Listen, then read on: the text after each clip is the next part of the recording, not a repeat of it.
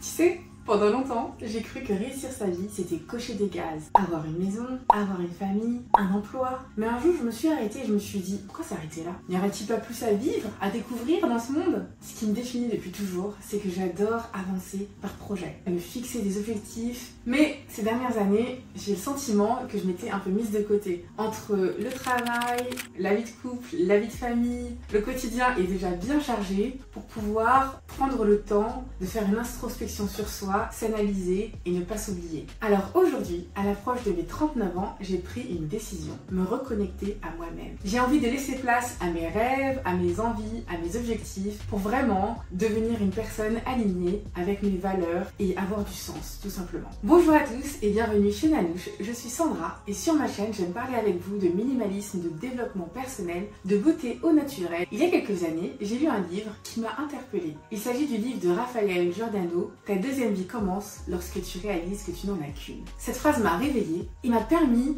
de comprendre que j'avais le droit de redessiner certains contours de ma vie et qu'il n'était jamais trop tard pour cela. En 2020, en plein confinement, après la naissance de mon fils, j'ai sauté le pas et j'ai fait la formation Switch Collective pour vraiment explorer mes valeurs, mes talents, mon pourquoi et trouver ce qui m'anime. À ce moment-là, après l'introspection, je n'étais pas prête à passer à l'action. Mais aujourd'hui, je suis prête. Il m'a fallu quelques électrochocs pour me souvenir qu'on n'avait qu'une vie et qu'il était temps d'agir et de faire vraiment les choses qui me passionnent. Parce que je me dis que c'est dommage de vivre juste une bonne vie si je peux vivre pleinement une vie qui soit alignée à mes valeurs, inspirante et pleine de sens. Je ne cherche pas à tout recommencer, je veux simplement aller plus loin, me challenger à nouveau. Parce qu'en fait, comme on peut le voir dans la pyramide de Maslow, une fois que tous les besoins sont assouvis, il en émerge toujours à nouveau. Et aujourd'hui, j'ai décidé de m'attaquer à la dernière marche de la pyramide de Maslow, celle de l'accomplissement de soi. Et comme l'écrit Robert Greene dans le livre Atteindre l'excellence que je vous recommande, chacun porte en lui une vocation, un appel à la maîtrise. Aujourd'hui, j'ai décidé d'aller chercher cette vocation, cet appel et de l'écouter. Alors, comment on fait pour se réinventer finalement?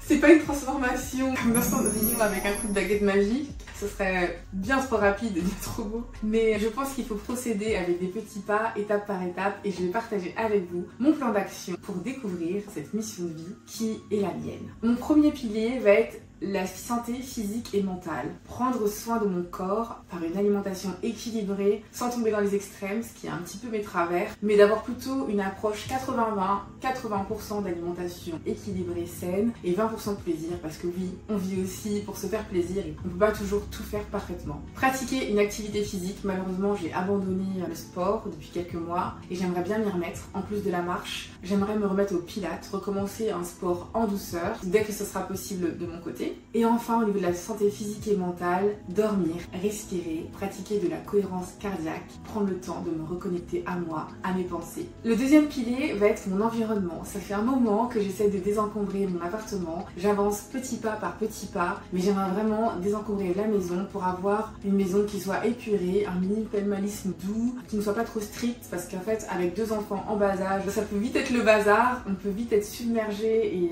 encombré. Et j'ai remarqué qu'un encombrement visuel avait un impact sur ma créativité, sur ma capacité de concentration et sur mon humeur. Donc vraiment, travailler et évoluer dans un environnement qui soit épuré, pour moi c'est l'idéal. Le troisième pilier va être de travailler sur ma spiritualité et sur mon mindset. J'aimerais pouvoir prendre le temps chaque jour de me reconnecter à ma foi, à mes valeurs, par la lecture de la Bible, par la prière, par la méditation et par la gratitude. Le quatrième pilier concerne plus YouTube, ça va être la partie créative, recherche de ma mission, de ma vocation. Et donc là, je pense que pour trouver sa mission, il faut aussi passer à l'action. On n'a pas tous des dons, des choses qui nous passionnent de manière innée. Et je pense qu'en agissant, en testant des choses différentes, c'est là où on peut vraiment voir ce qui va émerger, ce qu'on va faire sans effort, ce qui va nous amuser, ce qui va nous passionner et va nous permettre de trouver cet état de flow, de concentration extrême pour accomplir de grandes choses. Donc j'aimerais continuer à créer du contenu authentique sur YouTube, partager avec vous mon évolution, mes projets, mes challenges, mes réussites, aussi. Et enfin, continuer mon apprentissage sur le domaine de la psychologie, des neurosciences, de la psychologie du développement, qui sont vraiment des domaines qui me passionnent, pour pouvoir inspirer mes enfants en leur montrant qu'on peut réaliser des choses à n'importe quelle étape de notre vie et inspirer aussi les personnes qui vont tomber sur mes vidéos. Enfin, le 5e pilier va être celui de travailler sur ma liberté. Et aujourd'hui, la liberté passe aussi par la liberté financière, en prenant soin de ce que l'on a. On aspire souvent à gagner plus, à avoir plus, mais je pense qu'il peut déjà commencer par prendre soin de ce qu'on a, en maîtrisant son budget, et ensuite développer des revenus supplémentaires s'il est possible, pour pouvoir avoir les moyens de vivre les expériences qui comptent réellement pour nous. Pour moi, mon objectif et la liberté que je perçois, c'est de pouvoir vivre des mini-retraites en famille, voyager autour du monde et créer des expériences et des moments mémorables. Je me dis qu'au fond, je ne fais pas tout ça que pour moi, mais je le fais aussi pour montrer à mes enfants qu'il est possible de vivre ses rêves, parce qu'on le dit souvent, qu'on peut faire ce qu'on veut dans la vie, mais est-ce que nos paroles sont vraiment en phase avec nos actions du quotidien? Et si mes vidéos peuvent aussi vous motiver à démarrer les choses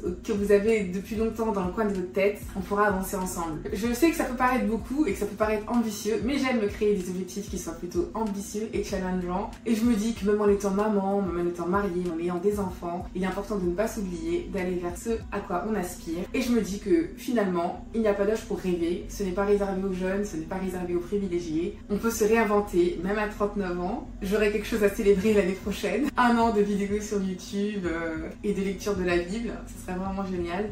Parce que oui, on peut viser la lune, quel que soit notre âge, alors vise la lune, même si tu échoues, tu atterriras parmi les étoiles. Alors si toi aussi, tu penses qu'il est temps de reprendre ta place, de te reconnecter à tes valeurs, abonne-toi, je vais partager ici, sur cette chaîne, mon évolution, sans filtre, avec authenticité, et peut-être qu'on pourra évoluer ensemble. Et je te recommande de regarder cette vidéo juste ici, si tu veux travailler sur ton état d'esprit.